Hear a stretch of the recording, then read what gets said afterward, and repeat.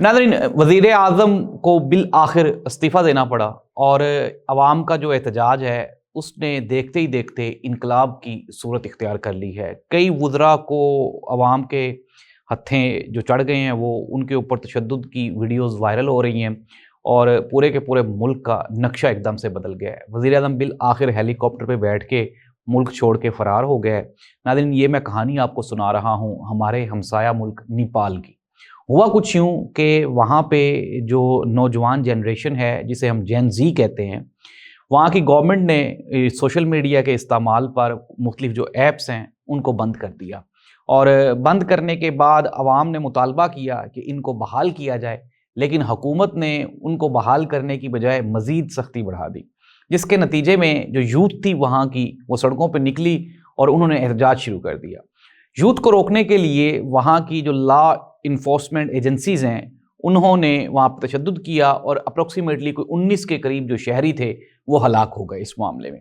उसके बाद नादरीन, अवाम सड़कों पे निकल आई और अवाम ने पूरे के पूरे मुल्क का जो नज़्म व नस्क है, निज़ाम है, वो अपने हाथ में ले लिया और फिर देखते ही देखते ये जो मुज़ाहरे हैं ये पुरतशद्दुद मुज़ाहरों में कन्वर्ट हो गए। और अब तक की जो ताज़ा तरीन इत्तलाआत हैं, नेपाल का वज़ीर आज़म हाउस, नेपाल की असम्बली, नेपाल की सुप्रीम कोर्ट और इसके अलावा नेपाल के कानून नाफिज करने वाले इदारों के जो बड़े ऑफिसेज़ हैं, वो तमाम को आग लगा दी गई है और वो जल के खाकस्तर हो गए हैं। नाज़रीन, आप ये देखें, इमेजिन करें कि ये जो लोग एहतजाज कर रहे थे, इनको कोई भी बंदा लीड नहीं कर रहा था। सिर्फ और सिर्फ अब जाके अपोजिशन ने उसमें इंटरफेयर किया है और उन्होंने मुतालबा किया कि वज़ीर आज़म मुस्ताफ़ी हों, लेकिन उनके इंटरफेयर करने से पहले ही वज़ीर आज़म मुल्क छोड़ के फ़रार हो चुके थे। नाज़रीन, ये लम्हा फ़िक्रिया है उन तमाम लोगों के लिए जो अवाम के ऊपर ज़ुल्म व सितम करते हैं और जो अपने मुल्क में आज़ादी इज़हार राय पे कदगन लगाते हैं। नाज़रीन, ये इसी खित्ते का तीसरा बड़ा सानहा है, तीसरा बड़ा वाक़या है। इससे पहले अगर हम बात करें, सबसे पहले श्रीलंका में, वहाँ पे अवाम निकली और अवाम ने वहाँ के हुक्मरानों को इस तरह का सबक सिखाया कि वहाँ के हुक्मरान मुल्क छोड़ के और बिल आखिर हेलीकॉप्टर पे वो फ़रार हो गए। उसके बाद नंबर 2, दूसरे हमारा हमसाया मुल्क, हमारा ब्रदर मुल्क, जिसने हमसे अलहदगी हासिल की, यानी मैं बात कर रहा हूँ बांग्लादेश की। वहाँ पे शेख हसीना वाजिद ने वहाँ की आवाम के साथ उनकी मर्ज़ी के ख़िलाफ़ और उनके मुतालबात को ना मानते हुए उनको क्रैश करने की कोशिश की। लेकिन फिर हमने देखा कि वो वक्त भी आया जब शेख हसीना वाजिद को वो अवाम वहाँ से भागने भी नहीं दे रही थी, लेकिन बिल आखिर वो हेलीकॉप्टर पे बैठी और वो वहाँ से रवाना होगी। तो नाज़रीन, ये तीसरा वाक़या है जनूबी एशिया का, यानी कि नेपाल, हमारा हमसाया मुल्क। और अगर हम बात करें, अभी रिसेंटली एक जो कि समिट हुआ, एससीओ समिट हुआ चाइना में, तो वहाँ पे जो नेपाली वज़ीर आज़म थे वो बड़ी अहमियत के हामिल थे और कहा जा रहा था कि जी देखें, ये जो नेपाल का वज़ीर आज़म है ये भी इस समिट में शामिल है। लेकिन जब वो वहाँ से वापस आया तो वापस आते ही हुकूमत का तख्ता उलट दिया गया और पूरे का पूरा जो नक्शा है वो तब्दील हो चुका है। तो नाज़रीन, अब लम्हा फ़िक्रिया है उन तमाम ताकतों के लिए, उन तमाम साजिशी अनासर के लिए, या फिर उन तमाम जालिम ग्रोहों के लिए जो अपनी राया पे, अपनी अवाम पे जुल्म व सितम ढाते हैं और उनकी ज़ुबानों को, उनके जहनों को और उनकी सोचों को पाबंद करने की कोशिश करते हैं। यह है नाज़रीन ताज़ा तरीन सिचुएशन नेपाल की। मैंने पूरी डिटेल्स आप तक रख दी हैं। अब हम बात कर लेते हैं पाकिस्तान की। नाज़रीन, chief justice of Pakistan Yahya Afridi साहब ने बिल आखिर एक बड़ी कामयाबी हासिल कर ली और वो अपनी अदालत में सुरखरू हो गए। लेकिन नाज़रीन, इसके साथ ही साथ जो 4 बड़े जजेस हैं, जो सीनियर मोस्ट जजेस हैं, उन्होंने चीफ जस्टिस ऑफ पाकिस्तान का बॉयकॉट कर दिया। अब ये एक सवालिया निशान है, जब हमारी अदालतों में जजेस को ही इंसाफ नहीं मिल रहा तो फिर किस तरह से आप आवाम को ये रियलाइज करवाने में कामयाब होंगे कि हमारी अदालतें इंसाफ करेंगी। ऐसे सूरत हाल में क्या होता है, ऐसी सूरत हाल में फिर सीसीडी काम करती है, सीटीडी काम करती है, जो कि लोगों की जेबों में पिस्टल डालती है और फिर कहती है कि गिरफ्तारी के दौरान वो चल गया। नाज़रीन, पाकिस्तान में जो कुछ भी हो रहा है वो आइन और कानून के मुताबिक नहीं हो रहा। अब हम बात कर लेते हैं सियासत की। अब मैं सुन रहा था, कहा जा रहा है कि जी इमरान खान ने कुछ इतना बड़ा नहीं किया कि इमरान खान की वापसी ही ना हो, इमरान खान की मुआफ़ी ही ना हो।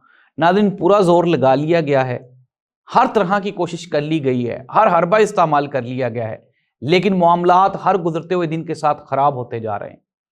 इमरान खान को 2.5 साल तक जेल में रखने के बावजूद भी निज़ाम एक भी ऐसा बंदा नहीं पैदा कर सका جس کے اوپر عوام ریئلائز کر سکے، جس کو عوام سمجھ سکے کہ یار ہم اس کے اوپر بھروسہ کر سکتے ہیں۔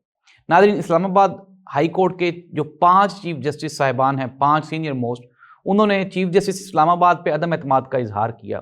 سپریم کورٹ آف پاکستان کے چیف جسٹس یحییٰ آفریدی صاحب کو خط لکھا اور ان سے 6 سوالات کیے اور کہا کہ آپ ہمیں ان کے جوابات دیں، لیکن یحییٰ آفریدی صاحب کہہ رہے ہیں کہ میں کسی بھی قسم کا کوئی جواب نہیں دے سکتا۔ اسلام آباد بار کونسل کے وکلاء بھی وہاں پہ موجود تھے اس تقریب میں۔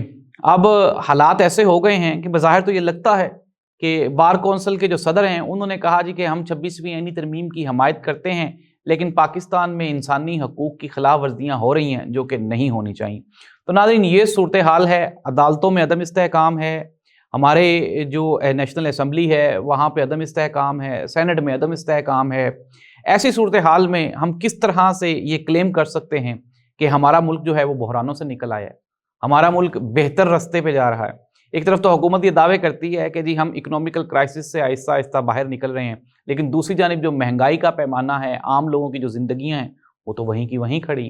سیلاب نے پاکستان کا جو سب سے بڑا صوبہ پنجاب ہے اس کو ہلا کے رکھ دیے، لوگ امداد کے منتظر ہیں۔ ناظرین، 77 سالوں کے بعد بھی آج ہم شہروں کو بچانے کے لیے شہر ڈبو رہے ہیں، پانی میں غرق کر رہے ہیں، اور کیا کر رہے ہیں کہ جی فلاں بند توڑ دیا گیا، فلاں آبادیاں ڈبو دی گئیں فلاں شہر کو بچانے کے لیے۔ یہ ایک بڑا سوالیہ نشان ہے کہ ہم نے اتنے لمبے عرصے کے بعد، اگر ہم بات کریں 80s کے سیلاب کی، تب بھی بند توڑے جاتے تھے شہروں کو بچانے کے لیے، اور آج بھی بند توڑے جا رہے ہیں شہروں کو بچانے کے لیے۔ اپروکسیمیٹلی ایک محتاط اندازے کے مطابق پنجاب کے اس سیلاب میں، جس طرح وہ کہہ رہی تھی محترمہ عظمیٰ بخاری صاحبہ کے صرف 17 لوگ، اب تقریباً ایک محتاط اندازے کے مطابق پاکستان میں جو قدرتی آفات ہیں 1000 سے زائد زندگیاں یہ نکل چکی ہیں۔ کوئی اپروکسیمیٹلی کوئی 30 ملین کے قریب لوگ پنجاب میں اس سے متاثر ہوئے ہیں، اور یہ جو نقصان ہے یہ اربوں خربوں روپے تک جان پہنچے۔ ناظرین، ایسی صورتحال میں حکومت کہاں ہے، کہاں نظر آتی ہے؟ صرف اور صرف سوشل میڈیا پہ نظر آتی ہے، ٹک ٹاک پہ نظر آتی ہے، یا ویڈیوز بناتی ہوئی دکھائی دیتی ہے۔ عوام ڈوب رہے ہیں، مر رہے ہیں، بھوک پیاس کو ترس رہے ہیں، لیکن حکومت وہ اپنی ویڈیوز بنانے میں مشغول ہے، اور وہ اس بات کو ماننے کے لیے تیار ہی نہیں ہے کہ یہاں پہ حالات جو ہیں وہ کوئی کشیدہ بھی ہیں۔ خبریں کیا ہیں؟ خبریں یہ ہیں کہ بالآخر نظام عمران خان کے منتے ترلے دوبارہ پھر کرنے کے لیے تیار ہے، اور اس مرتبہ عمران خان کو منایا جا رہا ہے کہ کسی نہ کسی طرح سے عمران خان چاہے 3 مہینے کے لیے، 4 مہینے کے لیے اس ملک سے کسی بھی بہانے سے باہر چلے جائیں تو ان کو بھیج دیا جائے، لیکن عمران خان وہ اس نظام سے تگڑا ہے اور وہ اس نظام کے آگے گھٹنے نہیں ٹیک رہا۔ ناظرین، اس دعا کے ساتھ کہ پاکستان میں سیاسی عدم استحکام کا خاتمہ ہو تاکہ عوامی مسائل کو ایڈریس کیا جا سکے۔ اللہ اس ملک کا حامی و ناصر ہو۔ اللہ